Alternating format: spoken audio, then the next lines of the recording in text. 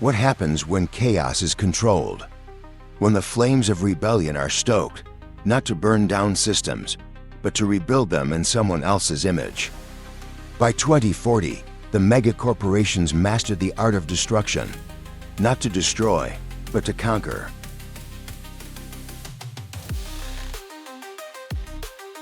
As the world reeled from the Great Collapse, the megacorporations unveiled their next move: Operation Controlled Burn. The plan was as ruthless as it was ingenious. Create chaos where it could be managed and order where it could be exploited. In territories like North America, Europe, parts of Eurasia, and the Middle East, controlled uprisings were allowed to fester.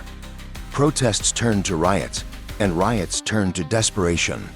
Distrust in governments soared, fueled by propaganda and whispers planted by corporate informants. Law enforcement agencies, already stretched thin, became scapegoats as their failures were broadcast to the world.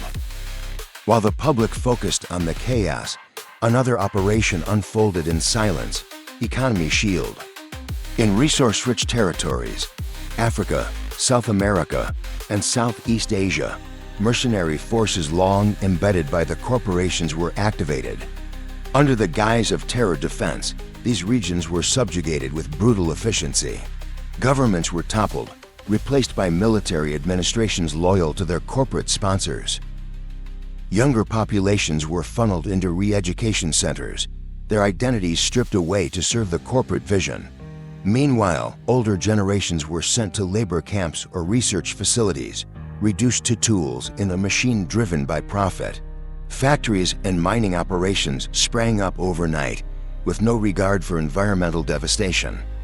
These resources weren't just hoarded, they were strategically released to prevent collapse in controlled territories.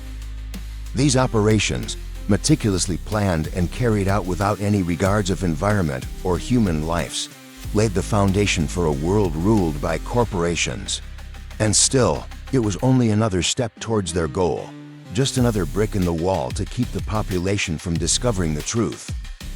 Through it all, the corporations maintained their facade, presenting aid and relief as acts of goodwill, not the calculated moves they truly were.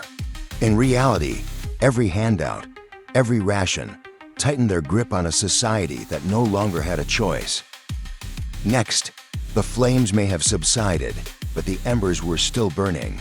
As the chaos settled, the megacorporations turned their attention to the next phase: the controlled calm. A world where obedience wasn't demanded, it was the only option.